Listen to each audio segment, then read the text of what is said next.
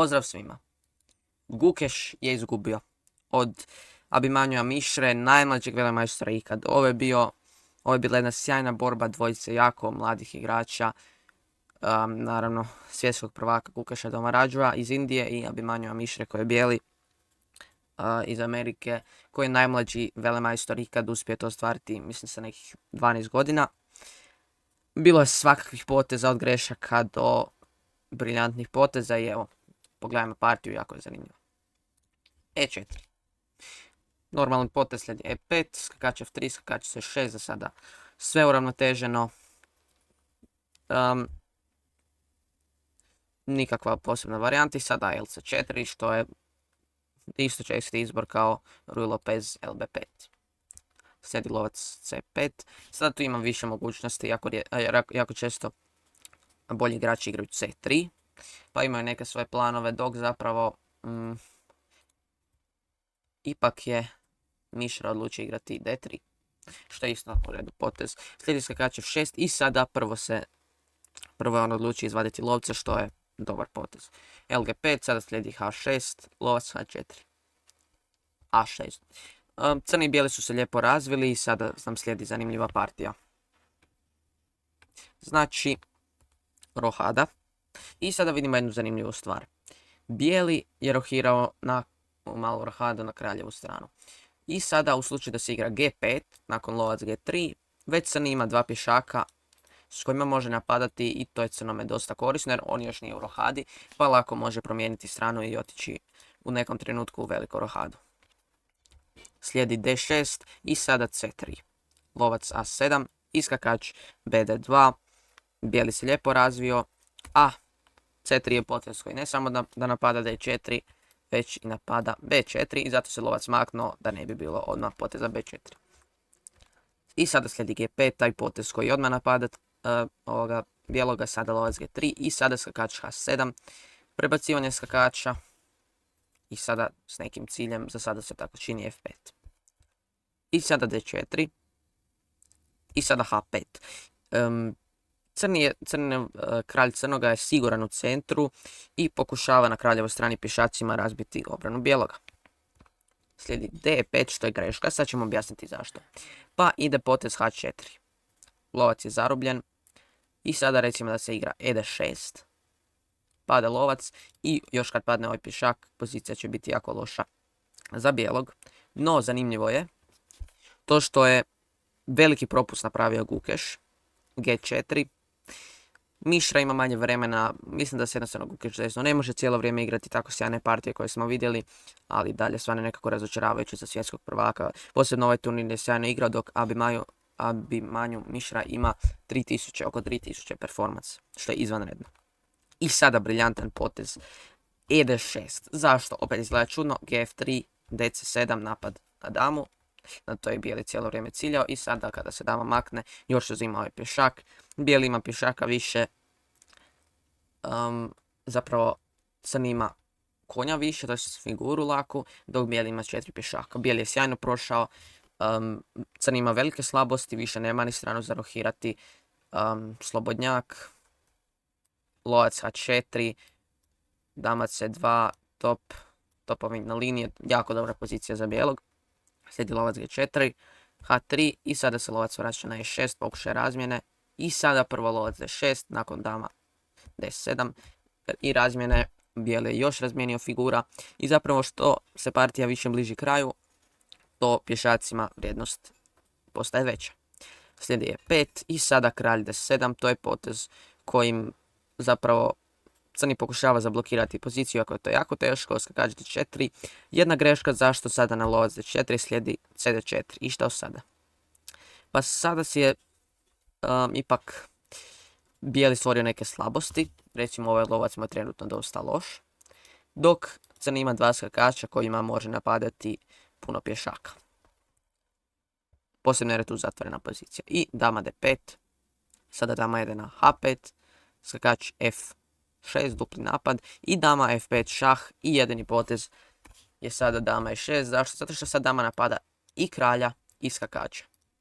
I sada ako bi se kralj maknuo na recimo E8, pada skakač i zato jedini potez da se brani iskakač i kralj igra dama e6. Naravno, bijeli prihvaća razmjenu i sada se Gukeš malo imao i sreće po meni, jer sada u slučaju da bijeli pojede ovoga, crni će pojesti ovoga, lako će pasti ovaj i tu već zapravo i ovaj čak će isto ubrzo pasti, tako da zapravo tu već ima bijelih nekih problema. Ali zato nije pojao, taj bi se potez sviđa i sada skakač d5, što je ok, ali ja više preferiram možda skakač 4, nekako mi izgleda draži, ali onda slijedi top ad1. Opet taj pritisak ovdje u centru, jer htio bih lovca tog maknuti, ali jako je teška pozicija, zato se igra skakač d5. I sada f5 i razmjena i sada bijeli je samo malo bolji. To je zanimljivo, brzo izgubio prednost. Zašto slijedi skakač d4?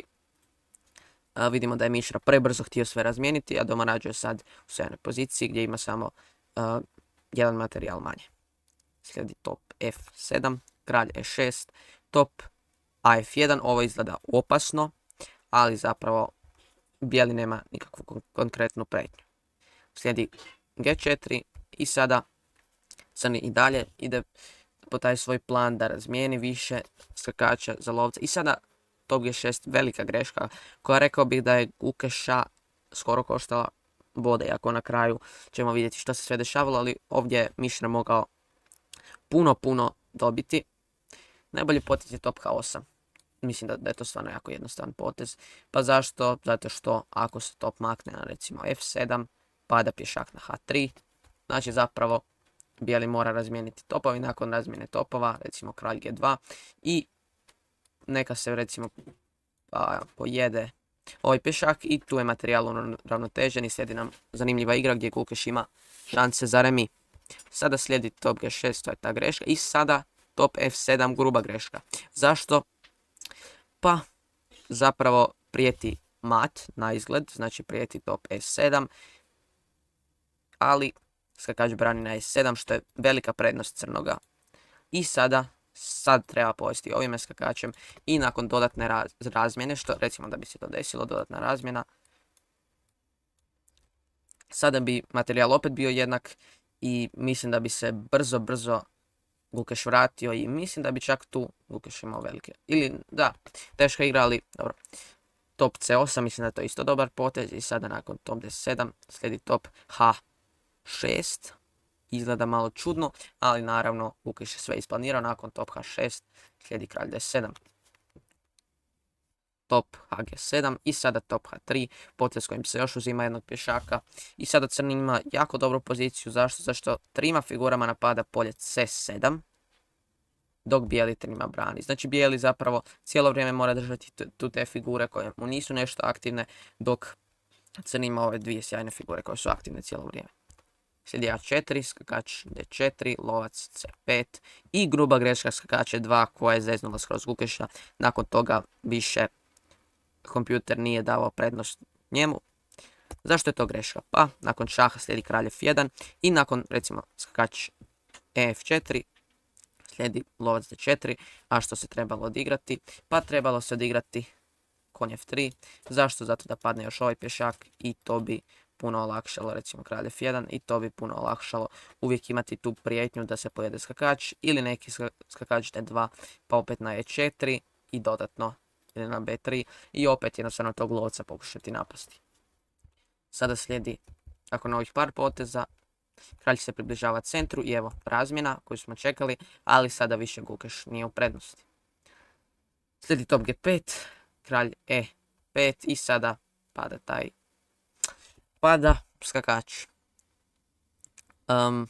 Sada tu ne znam kako ovo domađač nije video Gukeš, znači, jer ovo mi se izgleda sjajna varijanta za Gukeša, top c7. Nije nešto presjajno, ali mislim da ipak daje veće šanse Gukešu, jer nakon top c7 slijedi kralj d5, top jede ovoga i recimo ovo se dogodi, kompjuter daje potez b3, top g4, ipak kako je malo vremena, rekao bih da ima dosta, ne baš dosta, ali neke šanse ima. Zar mi mislim to b6 i pada još ovaj pješak, to će sve biti teško, ali i dalje. Mislim da mu je to bila dobra varijanta, ali se on još dodatno malo zezno i sad jednostavno Abimanju tom sjajnom igrom, puno pješaka i dosta aktivni topovi, jednostavno polako ide prema kraju partije, jednostavno tu je Gukeš predao, Mišra igrao sa 93 točnost, do Gukeš 87, to je Mišra jednostavno 93, to je. Iako je Gukeš imao čak jednom i 98, jednu partiju, ovo mu nije bila ta prava partija koju inače igra i sada je Abimanju ima 4 od 5 bodova, dok Gukeš 3, samo 3 zapravo, jer igrao je sjajne partije, tako da rekao bih da će sada Gukeš ubrzo se vratiti. Pozdrav svima. Gukeš je izgubio od Abimanjua Mišre, najmlađeg velemajstora ikad. Ovo je bila jedna sjajna borba dvojice jako mladih igrača. Naravno, svjetskog prvaka Gukeša Domaradžua iz Indije i Abimanjua Mišre koji je bijeli iz Amerike, koji je najmlađi velemajstor ikad uspio to ostvariti, mislim sa nekih 12 godina. Bilo je svakakvih poteza od grešaka do briljantnih poteza i evo, pogledajmo partiju, jako je zanimljivo. E4. Normalan potez slijedi E5, skakač F3, skakač C6, za sada sve uravnoteženo. Nikakva posebna varijanta i sada LC4, što je isto česti izbor kao Ruy Lopez LB5. Slijedi lovac C5, sada tu ima više mogućnosti, jako često bolji igrači igraju C3, pa imaju neke svoje planove, dok zapravo ipak je Mišra odlučio igrati D3, što je isto u redu potez. Slijedi skakač F6 i sada prvo je on odlučio izvaditi lovca, što je dobar potez. LG5, sada slijedi H6, lovac H4. A6. Crni i bijeli su se lijepo razvili i sada nam slijedi zanimljiva partija. Znači, rohada. I sada vidimo jednu zanimljivu stvar.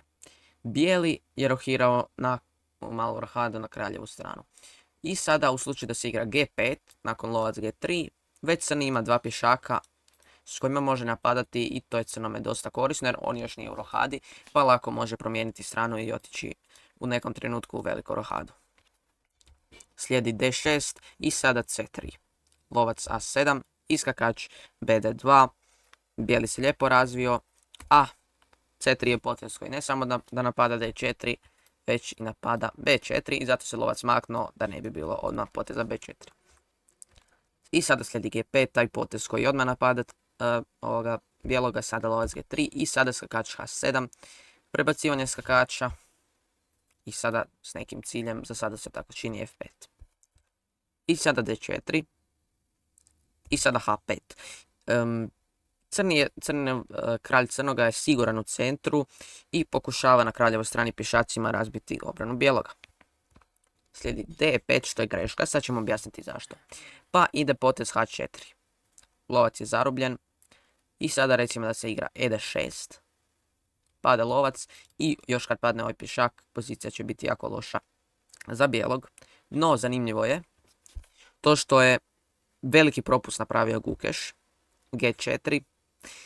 Mišra ima manje vremena, mislim da se jednostavno Gukeš desno ne može cijelo vrijeme igrati tako sjajne partije koje smo vidjeli, ali dalje stvarno nekako razočaravajuće za svjetskog prvaka. Posebno ovaj turnir je sjajno igrao dok Abimanju Mišra ima oko 3000 performance, što je izvanredno. I sada briljantan potez ED6. Zašto? Opet izgleda čudno. GF3, DC7, napad na damu. Na to je bijeli cijelo vrijeme ciljao i sada kada se dama makne još uzima ovaj pješak. Bijeli ima pješaka više. Zapravo crni ima konja više, to je figuru laku, dok bijeli ima 4 pješaka. Bijeli je sjajno prošao. Crni ima velike slabosti, više nema ni stranu za rohirati. Slobodnjak. Lovac H4. Dama C2. Topovi na liniji. Jako dobra pozicija za bijelog. Slijedi lovac G4, H3 i sada se lovac vraća na E6, pokušaj razmjene.